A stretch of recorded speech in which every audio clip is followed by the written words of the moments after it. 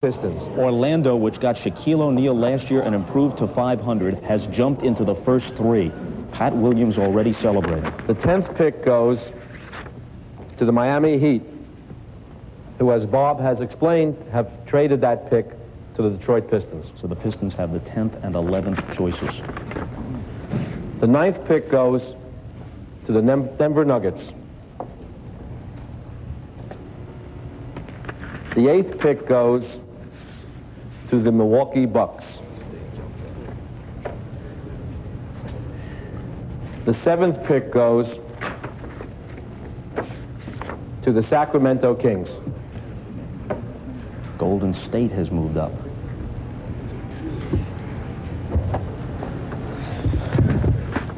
The 6th pick goes to the Washington Bullets.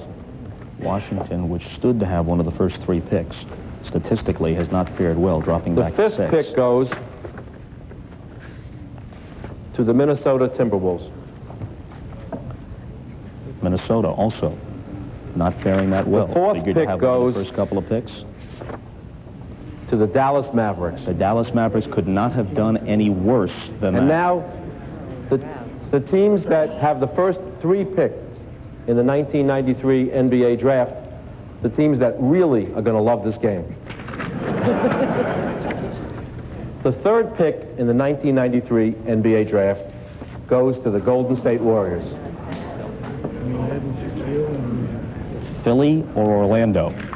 Philly or Orlando? The 2nd pick in the 1993 NBA Draft goes to the Philadelphia 76ers. Unbelievable. And believe it or not, the first pick in the 1993 NBA Draft goes to the Orlando Magic. Come on up. This is in the category of go figure. The number 1 pick last year with Shaquille O'Neal almost made the playoffs.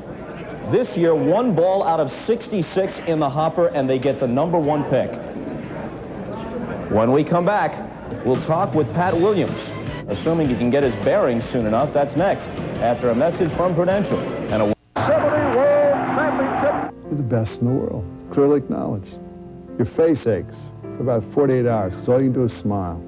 There are still those moments that are etched in my mind that occurred on a strip of hardwood 25 years ago that remain unparalleled.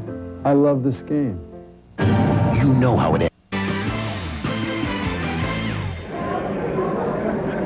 Well, Pat Williams, the general manager of the Orlando Magic, is sitting with me for the 2nd time in as many years. Now, last year, when you nabbed Shaquille, you had statistically an excellent chance. Here's your reaction this year when you had just 1 chance in 66.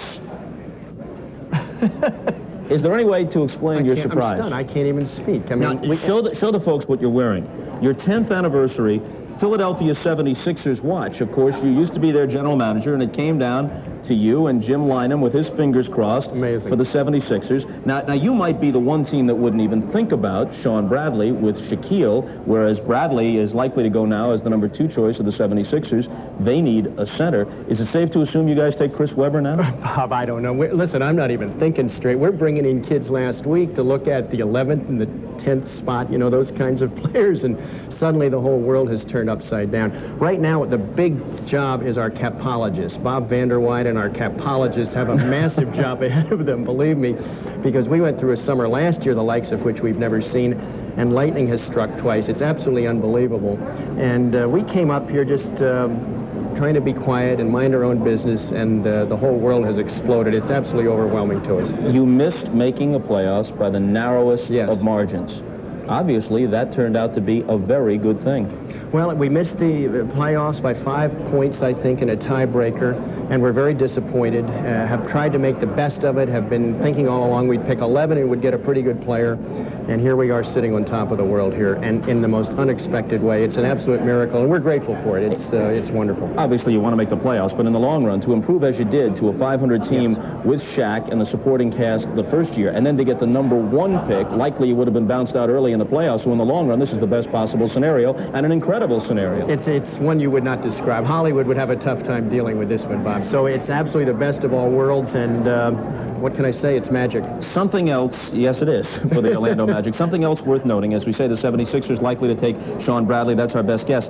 Golden State moved all the way up to number 3. Now, you think about the Golden State roster, the quality of people they have, and they were decimated by injuries this past year. With the 3rd pick in the draft, it could be a Mashburn, a Weber, somebody like that. They could jump right back into playoff contention. Well, they had great players. They got a bunch of all-stars to begin with, Bob. Then they had a horrible run of injuries, and now you factor in a premier player for them. They're on their way back. It's a wonderful break for them. Well, congratulations. Robert, I walked by you last year on the way up to the stage, and I said, I'll be back for the interview. I didn't do that this year. You know, I didn't have the crust to do that.